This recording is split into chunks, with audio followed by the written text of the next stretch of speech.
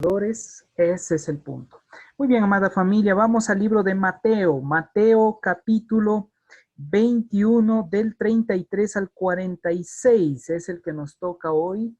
Tenemos varios versos que vamos a estar revisando, analizando, estudiando en esta noche. Mateo capítulo 21, verso 33 al 46. ¿Sí? ¿Lo tenemos ya? Vamos a ir, por factor tiempo, vamos a irlo descifrando a medida que vamos nosotros desarrollando el análisis y el estudio, ¿ya? Mateo capítulo 21, 33 al 46. ¿Recuerdan lo que habíamos estudiado la semana pasada? Arrancamos estos procesos de parábolas. Y las parábolas es un drash, es decir, un midrash, es decir, son símbolos. Son historias que quieren enseñarnos algo profundo. Son historias que quieren explicarnos algo muy especial, muy directo para nuestras vidas. Algo que al llegar a nuestro corazón haga un boom y nos transforme toda nuestra realidad, toda nuestra existencia. Y eso es lo que vimos la semana pasada cuando vimos acerca de la parábola de los dos hijos, que el uno dice, sí, yo voy, pero nunca fue. El otro dice, no, yo no voy, pero después reflexiona y va. ¿Recuerdan esa historia? Y ahí hablábamos acerca de que era la continuación de esa autoridad que estaba haciendo referencia en el verso 23 al 27, cuando decía, yo tampoco les digo con qué autoridad hago estas cosas. Y esto les estaba diciendo a los principales sacerdotes y también a los ancianos del pueblo que se encontraban ahí cerca del templo, mientras Yeshua enseñaba, instruía, daba a conocer ese mensaje de transformación integral.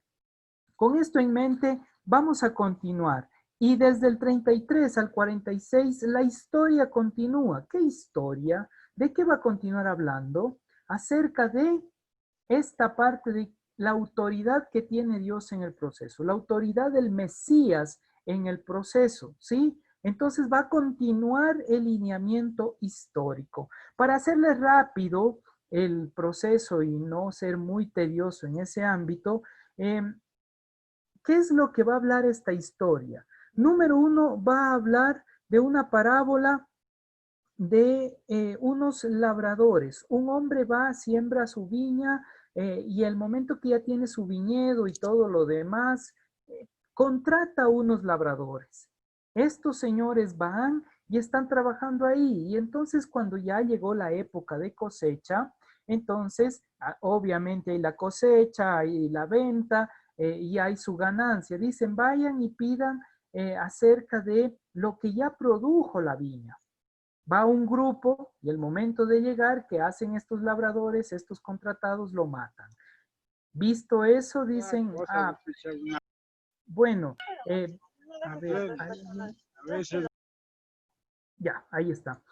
Visto esto, entonces, en ese instante, viendo que los golpean y todo lo demás, manda a otros, nuevamente salen golpeados y al final dice, por lo menos a mi hijo van a respetar. Envían al hijo y ¿qué sucedió? Ya no solo lo golpean, sino también lo matan. Entonces, lleno de dolor, va el dueño y arrasa con todo. Entonces hay una pregunta que se da en medio que dice, ¿qué hará aquellos labradores? ¿Qué va a hacer Dios o qué va a hacer el dueño de la viña a estos labradores? Y de ahí pareciera, ustedes lo van a leer con más tranquilidad, pareciera que el texto o que Yeshua hace como un cambio, como una especie de dialéctica ahí entre lo que venía hablando sobre la parábola y lo que va a decir el profeta,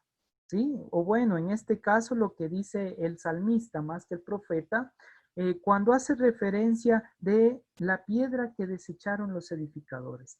A ver, piedra que desecharon los edificadores. Si vienen hablando la parábola, ¿de quién? De unos labradores, de un dueño de una viña, de una cosecha, de que estos labradores son malvados, de que le matan, en este caso, al hijo del dueño, y Yeshua sale con que aquí aparecen unos labradores, perdón, una piedra que es una piedra angular. Como que no tiene lógica, ¿verdad? Como que se sale del contexto, pero lo que sigue a continuación nos deja un poquito más mareados, porque dice el 43, por tanto os digo que el reino de Dios será quitado de vosotros. Y uno ya queda así como, ahora sí, ya me hiciste un champú en el cerebro, porque me estás hablando de labradores, me sales con la piedra angular y ahora dice que el reino será quitado. ¿De qué va a tratar todo el texto? Pero si ustedes revisan, nuevamente el verso 45 dice, y oyendo su parábola, los principales sacerdotes y los fariseos entendieron que hablaba de ellos. A ver, ¿hablaban de quién? Sacerdotes y los fariseos. Ojo, ¿recuerdan unos textos anteriores? ¿Quiénes estaban ahí? Obviamente estaban los sacerdotes, pero decían los ancianos del pueblo. Pero ahora ya entran en escena ¿quiénes? Un grupo de fariseos. Qué interesante. O sea que añadió algo más en el proceso. Quizás cuando estaban hablando, quizás cuando estaba dando la parábola, llegaron los fariseos a escuchar también de qué se trataba todo ese alboroto en ese lugar, en el templo. Hay esa probabilidad. Cuando tenemos nuestro cerebro hecho un champú, como acabo de hacerlo, revisando todo y pareciera que nada concuerda, es ahí donde debemos empezar a entender cuál es la esencia de la parábola. Y eso es lo que vamos a indagar ahorita para entender lo que sigue. ¿Sí? Así que vamos a eso. Vamos primero a descifrar la parábola. Y una vez que descifremos la parábola, ustedes van a ver juntamente conmigo lo hermoso que va a ser esta enseñanza para nuestra realidad y nuestra existencia. Dice, oíd la parábola. Hubo un hombre, padre de familia. Muy bien, hay un hombre y este hombre es padre de familia. De entrada ya está haciendo la representación de un grupo familiar. Un grupo familiar en este ámbito muy judío en ese tiempo, en donde el padre era responsable de la familia. ¿Sí? Por eso típicamente no aparecía la figura materna. No porque la madre haya sido despreciado, desechada, sino que el padre era la cabeza del hogar, el representante del hogar, por tanto, espiritualmente era el que tenía la responsabilidad de la familia. Eso lo tenían claro en ese ámbito. Muy bien, entonces dice, el cual plantó una viña. La viña, siempre la viña, en el contexto del Nuevo Testamento, es el símbolo del pueblo de Israel, ¿sí? Constantemente la viña es el pueblo de Israel. Ahora, pueblo de Israel, no estamos hablando solamente de lo que hoy por hoy se conoce la nación de Israel, sino pueblo de Israel hace referencia a la gente que busca la presencia de aquel Dios de los hebreos, ¿ya? Entonces ese es el pueblo, esa es la viña, ese es el lugar donde se está sembrando para que dé los frutos. Recuerden en esta relación de viña al Evangelio de Yohanan, Evangelio de Juan. Juan, en el capítulo número 15, va a hablar una parábola. Obviamente Juan no tiene parábolas, pero es la forma de comparación que va a ser cuando Yeshua dice, yo soy la vid y ustedes los pámpanos. ¿Quién es el labrador? Mi padre es el labrador. ¿Y quién es la viña? El viñedo, ¿dónde están todos? El pueblo de Israel. ¿Me explico? Entonces, con esto en mente, aproximémonos a esta parábola también, en donde dice, el cual plantó una viña, es decir, está el pueblo de Israel, la cercó de vallado, los muros que están alrededor, Cavó en ella un lagar, es decir, un lugar donde se podía exprimir las uvas, y edificó una torre y la arrendó a unos labradores y se fue lejos. Qué interesante que dice, se fue lejos. O sea, ya no quiso estar con ellos, ya no quiso estar en ese sitio. Hay muchas preguntas que yacen en ese acto de se fue lejos. Ahora les hago la pregunta. Eh, no pierdan el contexto, no pierdan el hilo, solamente reflexionen en esta pregunta. ¿Será que hay momentos en su vida que siente que el Eterno, que Dios está lejos de usted? ¿Será que hay momentos en los cuales que usted como que percibe que está lejos de la presencia de Él? Es una pregunta que van a ver cómo se responde en este proceso. Luego dice, y cuando se acercó el tiempo de los frutos, oh, qué interesante, viene la cosecha. Obviamente, si le arrendó a alguien y sabe que ya hay cosecha, sabe que al vender ese producto ya tiene el labrador con qué pagarle lo que habían arrendado. Entonces, ¿qué hace? Dice que llegado el tiempo de la cosecha, envió sus siervos a los labradores para que recibiesen sus frutos. Mas los labradores tomándole a los siervos, a unos los golpearon, a otros lo mataron y a otros lo apedrearon. Tres directrices, ¿se dan cuenta? ¿Qué hicieron con unos? Dice el texto, los golpearon. ¿Qué hicieron con otros? Los mataron. ¿Qué hacen con otros? Los apedrearon. Quizás apedreados unos murieron y otros vivieron. Pero ¿cuál es el símbolo que está presentando aquí? ¿Quiénes son los siervos? Y ya para ir entendiendo la esencia de la parábola, ¿de quién está hablando? Si el lugar donde se reciben los frutos es el pueblo de Israel, los labradores son aquellos que cuidan del pueblo. Hablemos sacerdotes, hablemos fariseos, hablemos los que están dirigiendo en la realidad espiritual del pueblo de Israel. ¿Quiénes eran entonces los siervos que fueron a mirar el fruto? Es decir, mirar si este pueblo estaba listo para recibir esa madurez, esa bendición espiritual. Los siervos son los profetas. ¿Y qué hicieron con muchos de los profetas según expresa aún el mismo Jeremías, Amós, Malaquías? A unos los golpearon, a otros los mataron. ¿Y a otros qué le hicieron? Los apedrearon. El mismo Johanán, Juan el Bautista, lo mató Herodes, siendo profeta. Y tenemos realidades muy crueles en ese ámbito, y aquellos siervos que llegaron a ver cómo estaba el proceso, y estos que pensaron que eran los líderes, los dueños, los señores de este viñedo, arrasaron con todo. Ahora hagamos el puente a nuestra realidad. Veamos nuestra realidad. ¿No cree usted que a veces actuamos como estos labradores, pensando que la obra de Dios es nuestra, y si vemos a alguien más que está hablando en nombre de Dios, nos enojamos, les atacamos, les decimos que son de todo un poco? ¿No será que en ocasiones nosotros también actuamos como esos labradores porque pensamos que somos dueños de esas personas que están a nuestro alrededor?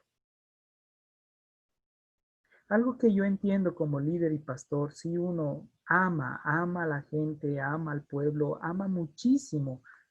De hecho, nosotros como pastores, con mi esposita, les amamos a cada uno de ustedes. Estamos en oración por ustedes, estamos en esa búsqueda constante de la presencia de Dios para poder guiarles a ustedes. Pero si ustedes, alguno de ustedes, mañana más tarde, viene alguien y empieza a instruirles, enseñarles, y ustedes dicen, también acá me han enseñado de Dios, yo ya he conocido, he aprendido muchísimo con Isaías, pero ya Isaías le falta algo. Y digamos que eso toman ustedes el otro camino. Y yo empiezo a enojarme y decirme, ¿cómo así? Vos te quieres ir. ¿Qué es? Ese otro es incircunciso filisteo muérgano, hijo de Caín, que está llevándose a las ovejas de este buen pastor. Como me halago, ¿no? Entonces, ¿qué estoy demostrando con eso?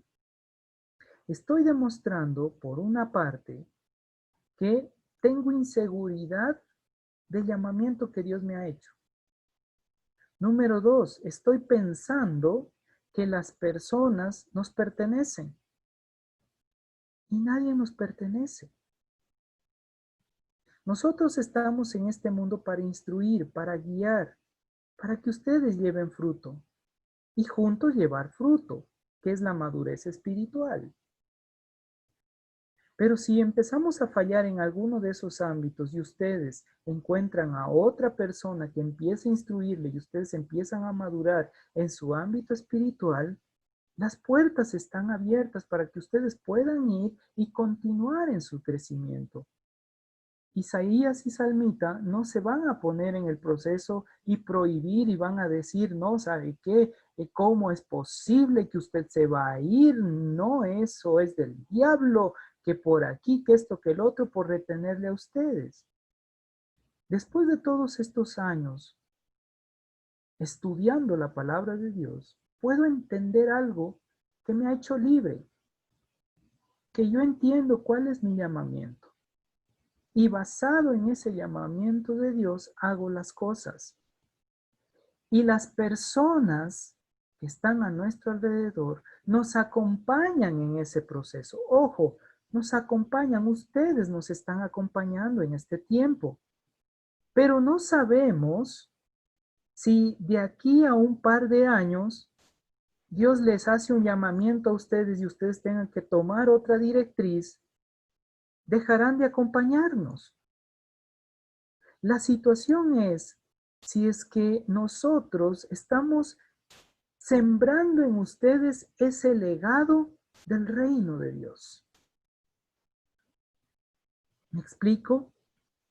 Porque esa es la certeza, esa es la confianza que tenemos en Él. Ustedes es posible que continuarán el proceso, seguirán otro camino, pero vendrán nuevas personas que nos tocará también instruirles, guiarles, enseñarles, prepararles y nuevamente se irán. ¿Qué saco yo? Isaías F. Funguls, como dicen en los dibujos animados. ¿Qué saco yo? Teniendo una hiper mega archi mega iglesia, si no tenemos un proceso de familiaridad, si no creamos ese proceso de comunión íntima, si no logro en ustedes el proceso de transformación integral de sus vidas, de nada me serviría tener una mega iglesia y a ustedes mantenerles en esta iglesia con temor y miedo. Basado en esa reflexión, ahora usted piense por qué quiere retenerle a alguien alrededor suyo. Si somos libres. Aún en ese ámbito, yo he llegado a ser, como decir, un poquito loco, ustedes no lo hagan, pero solo les digo, aún en ese ámbito yo entiendo, si llega un momento en el cual dejo de producir esa admiración en mi esposa por alguna causa y actúo de manera no adecuada y ella pierde esa pasión, ese deseo, ese acto de estar con Isaías, yo no puedo obligarle a que sufra a mi lado solo porque hay un contrato matrimonial y el qué dirán de la gente. Yo sé que es delicado y más en palabras de un pastor. Y quizás ustedes no han escuchado en esa línea mis palabras en ese ámbito. Pero quiero que tomemos mucha sabiduría, amada familia. Usted no es dueño del otro en ningún aspecto. No es dueño, sino que usted sabe el compromiso que desarrolla con alguien. Pero ese compromiso, hablando en el ámbito espiritual, Dios puede hacer un cambio y decirle, muy bien, ya has tenido tu periodo de aprendizaje, ahora es tiempo de que tú te pongas al frente. ¿Cuál es mi anhelo? Que todos los que estamos aprendiendo, en algún momento estemos al frente liderando.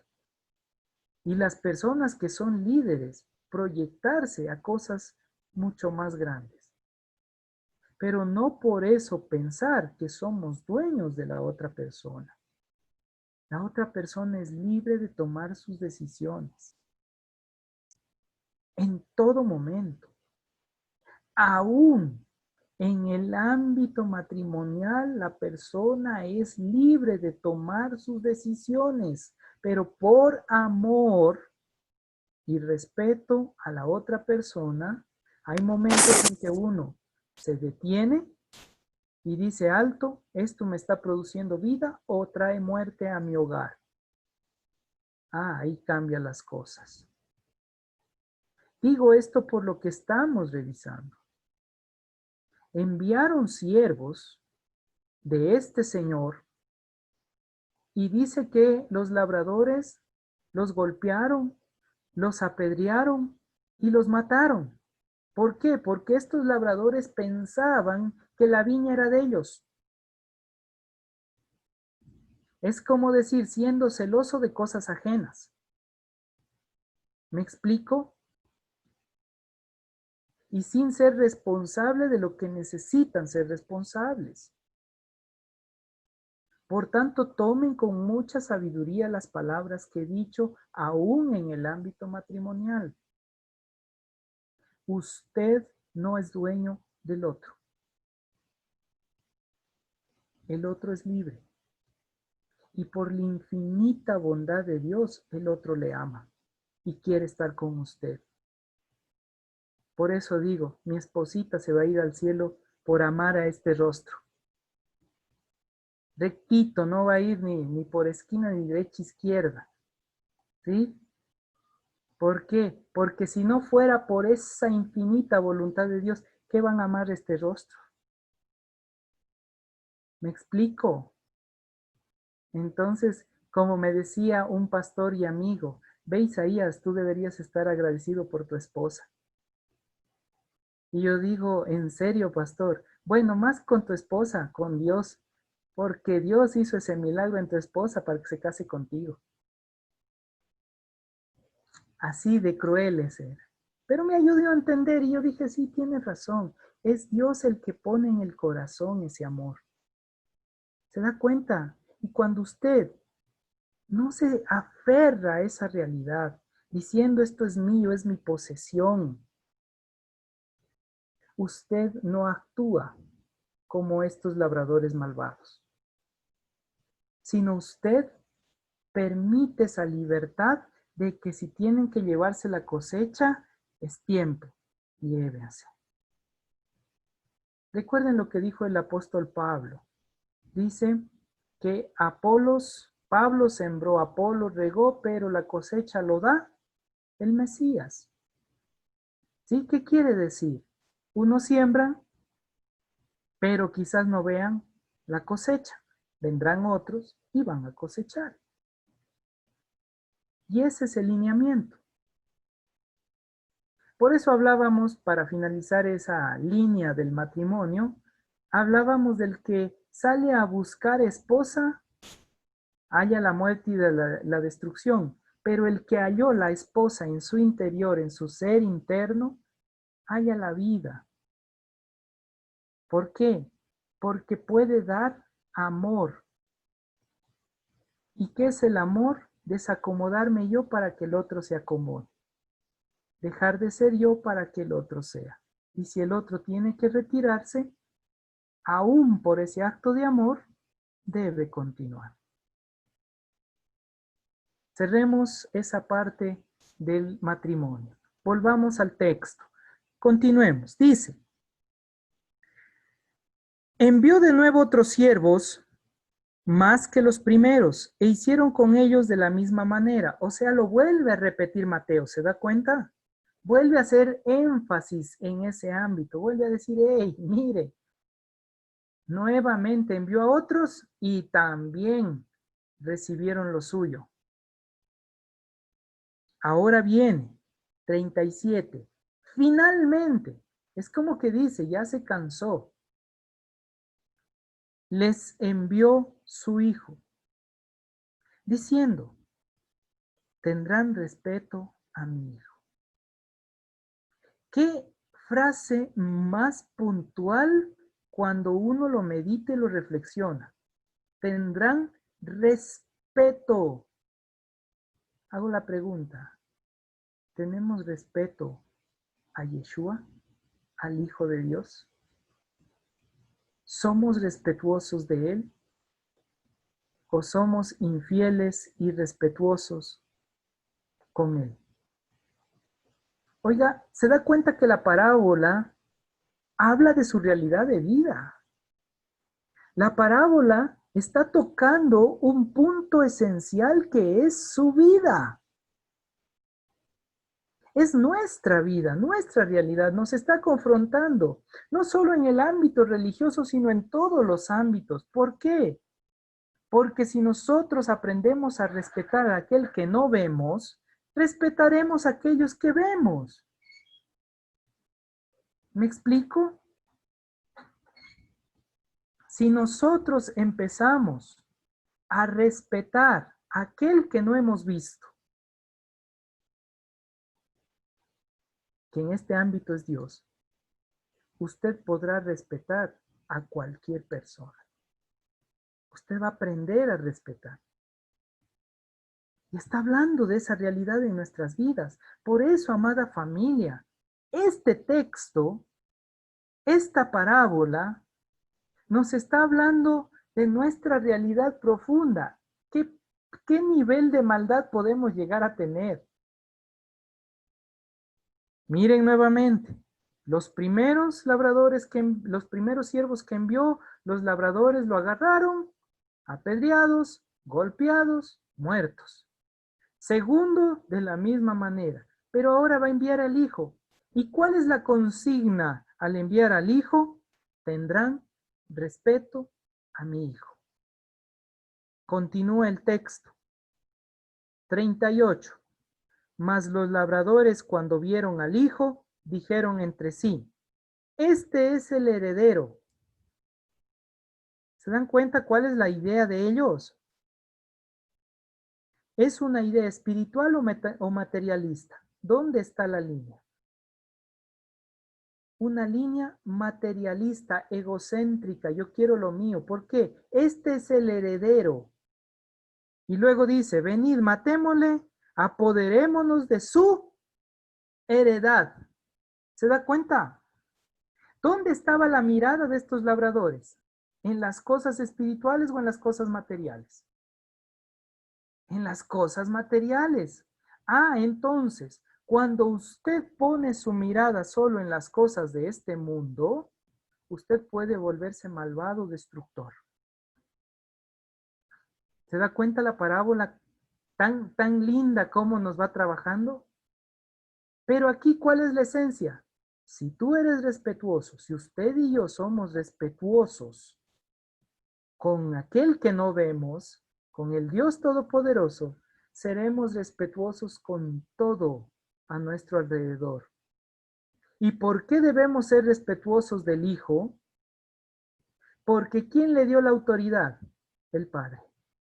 Se vuelve a la línea de autoridad que hemos venido estudiando en estos pasajes. ¿Se da cuenta? Ahí está la conexión.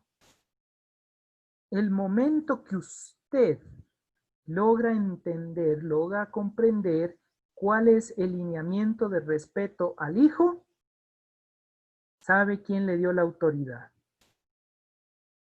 ¿Por qué?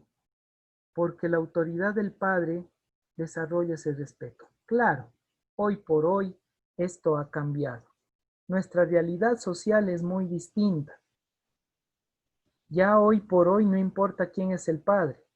Cada quien, como decir, es que tú eres responsable y me importa el apellido, nombre o circunstancia de tu papá. Tú creas tu propio camino, es verdad, es una realidad. Pero en este caso espiritual, nosotros vemos que el que le da la autoridad al Hijo es el Padre. En este caso, Dios da la autoridad a su Hijo. Usted le respeta al Hijo y va a respetar todos los procesos. Pero, ¿cuál era la idea de los labradores? Lo material, lo egocéntrico, hagamos riquezas, quedémonos solo en este ámbito. Continuemos. Verso 39. Para aquellos que están ingresando recién, estamos en el libro de Mateo, capítulo 21, verso 39. Dice, y tomándole, le echaron fuera de la viña y lo mataron. ¿Dónde lo mataron a esta persona? ¿Dentro o fuera de la viña? Ahora hagamos una relación con lo que va a suceder más adelante. ¿Dónde le matan a Yeshua? ¿Dentro o fuera de los muros de Israel? O de Jerusalén, mejor dicho. Le matan fuera de los muros de Israel, de Jerusalén, llamado el Gólgota. Y Gólgota, de un término Galgaltá, que es el término antiguo, que traduce el cráneo. Ojo, hay algo aquí muy especial en esta traducción aramea, porque el lugar donde va a ser crucificado el Mesías, Galgaltá, también es conocido como cráneo o calavera, pero es cráneo propiamente. ¿Y qué yace en el cráneo? El cerebro, pero también la corona. Y ahí es cuando le ponen en la cruz el rey de los judíos. O sea, le dieron el título que merecía. ¿Me explico? Le dieron la razón de quién era él, la autoridad de él y por qué vino a este mundo. Qué increíble, ¿no? Y esta parábola, el mismo Yeshua explicando más adelante, va a ser como una profecía para él mismo. Porque dice, mataron a Juan el Bautista, mataron a todos aquellos que venían en nombre de Dios y también le van a matar a él, pero no dentro de la viña, sino fuera de la viña. Palabras proféticas, ¿no? Se da cuenta que esa parábola tiene muchas cosas en su contexto. Sigamos. Sí, Isaías, está chévere, ok. Sigamos. Luego dice, cuando venga pues el Señor de la viña, ¿qué hará aquellos labradores? Oiga, qué pregunta. Ahora, esta pregunta hágase usted. Cuando venga el dueño de la creación del mundo, de los cielos y la tierra, el eterno, la venida del Mesías, por así decirlo, la manifestación de él, ¿qué cree que hará con los que son labradores malvados? ¿Y qué dice el mismo texto? ¿Qué le dijeron? Probablemente le responden los sacerdotes y los fariseos que ya entran en escena, o quizás le respondieron la gente que estaba escuchándole. ¿Y qué le van a decir? A los malvados o a los malos destruirá sin rajamín, sin bondad inmerecida, sin misericordia. Es decir, ya no habrá bondad. Ahora, esta parábola lleva a que la gente reaccione, ¿se da cuenta? La gente reacciona y hasta entra en crisis porque dice, ¿cómo es posible que estos estén haciendo esto? que estos labradores actúen de esa manera. La gente entra en crisis y dice, obviamente, de seguro, va a venir y sin misericordia va a arrasar con todos. Pero no esperaban lo que el Mesías iba a explicar a continuación. Y uno diría, parece que va a cambiar la historia. No, no, no, no, no la cambia. Para nada. Sino más bien continúa el hilo en la siguiente directriz. Y dice, bueno, termino el 41. Les dijeron a los malos, destruirá sin misericordia y arrendará su viña a otros labradores que le paguen el fruto a su tiempo. Dice el 42.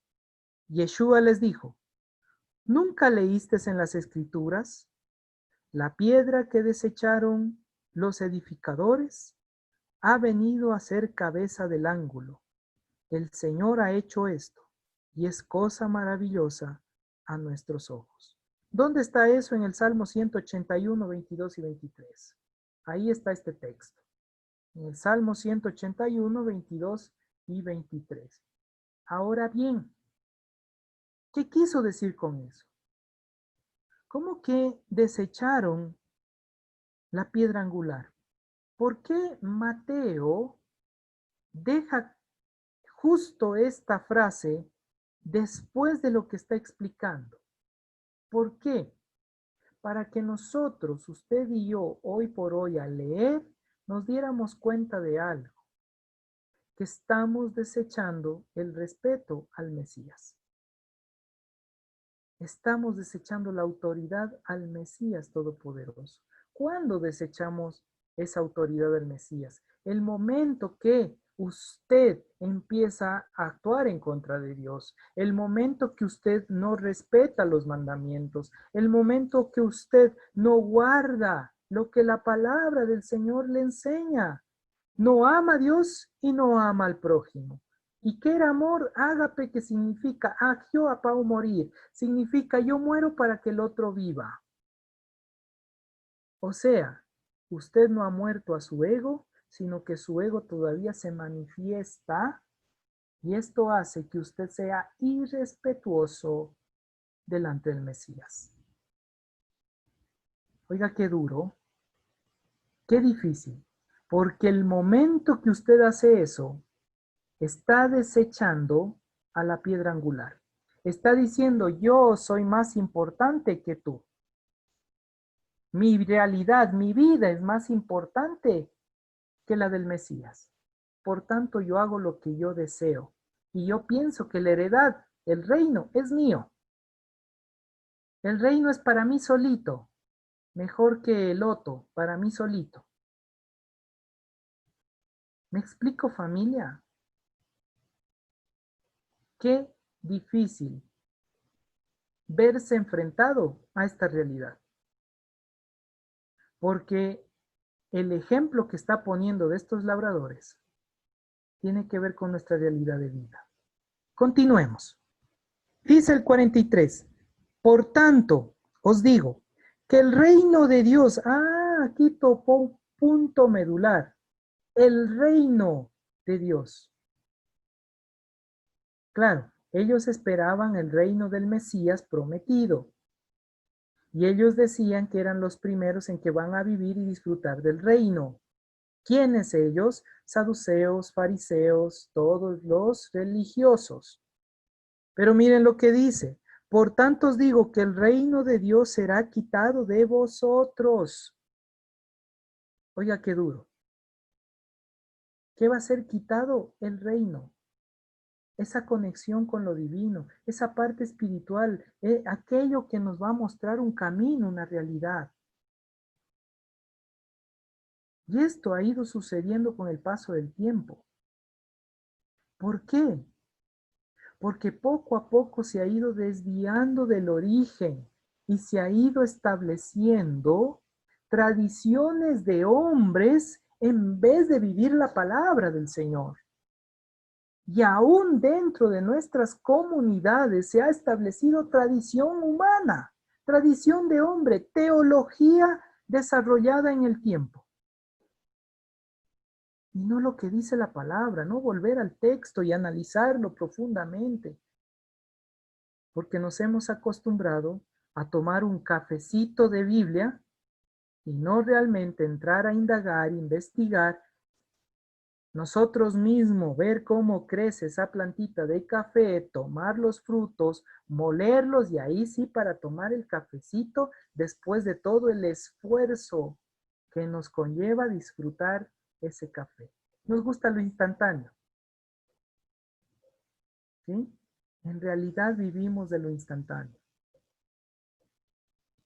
Por eso, esta parábola nos está dejando ya sin piso. Miren lo que dice, el reino de Dios será quitado de vosotros y será dado a gente que produzca los frutos de él.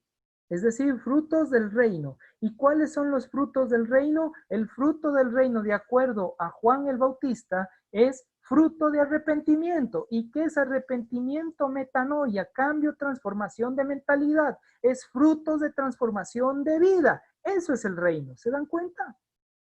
Es que usted disfrute la salvación, pero cambiando su estilo de vida. Disfrute la salvación transformando su mentalidad, transformando su ser.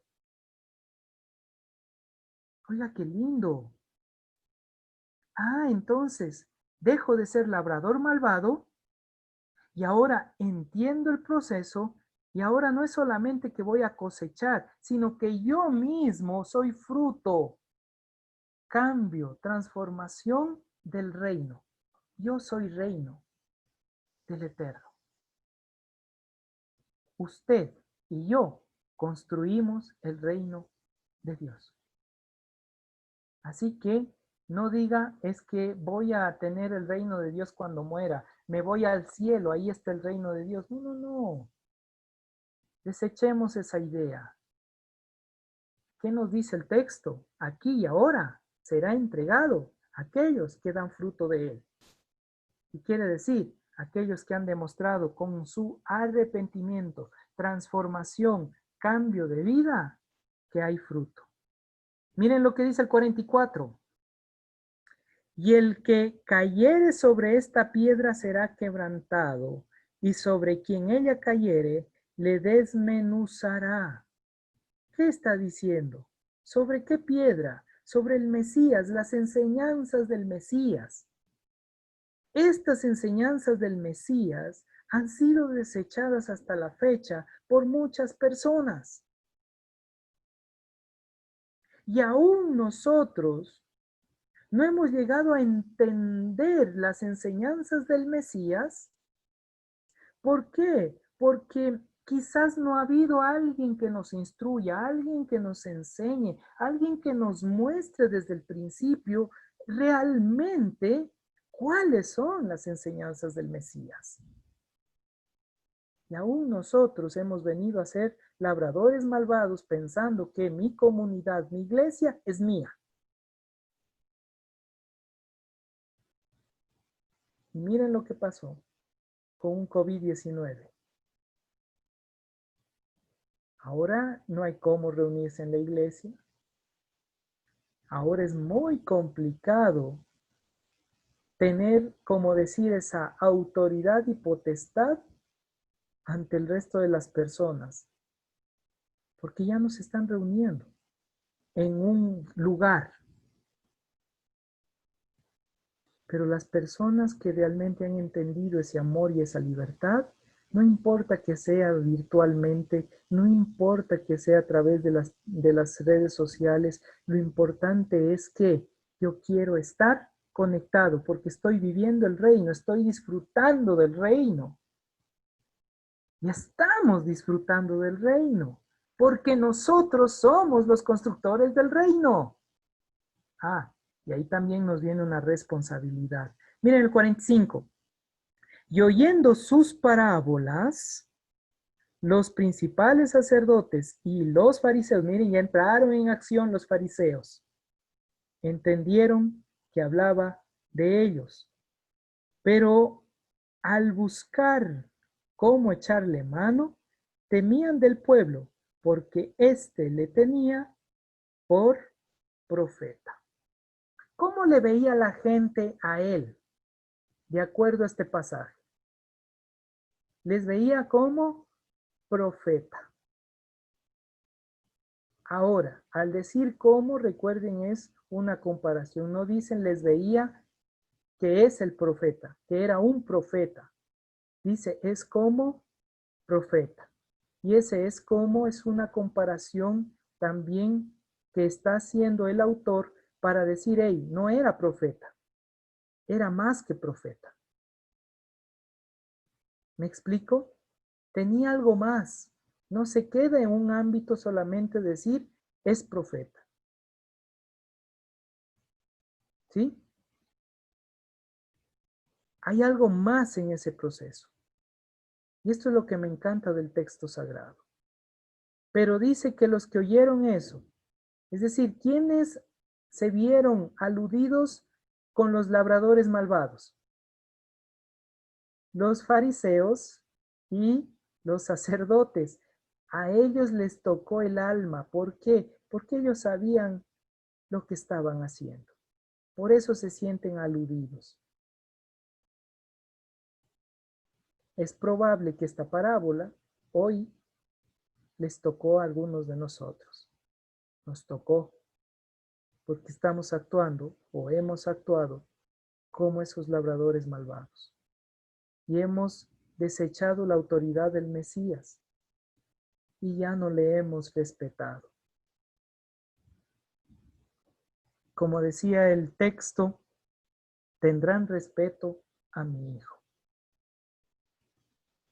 ¿Tenemos ese respeto al Hijo de Dios? ¿Hay ese respeto hacia Él? ¿O lo hemos desechado de nuestras vidas, de nuestra alma, de nuestro ser interior? Yo creo que es tiempo de volver a Él.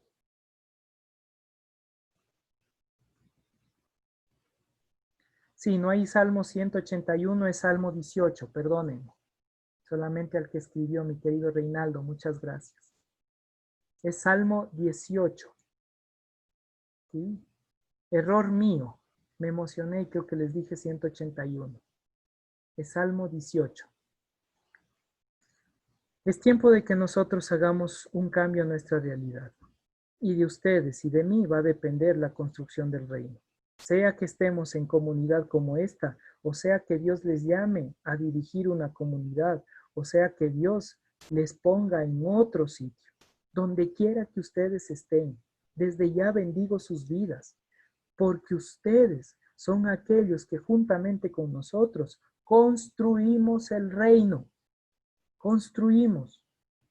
No es que solo uno construye el reino, no es solamente que uno hace iglesia, no es solamente el pastor el dueño de una iglesia. Todos somos un grupo, una comunidad que construimos el reino de Dios. Así que, adelante, respetemos al Hijo de Dios. Démosle la autoridad que se merece con nuestro estilo de vida y nuestro comportamiento. Porque como dice el verso 43, el reino de Dios será quitado y será dado a gente que produzca los frutos del reino. Y usted y yo debemos ser gente que está produciendo frutos del reino. Lindas cosas hemos aprendido hoy, cosas muy puntuales de parte de nuestro Dios Todopoderoso. Vamos a tener un tiempo de oración, vamos a darle gracias por este tiempo especial que hemos tenido en esta noche. Y voy a pedirle a mi esposita, con ese mismo ímpetu que inició, también ahora nos despida en oración. Oremos. Señor, gracias por esta noche, gracias por la oportunidad de aprender y saber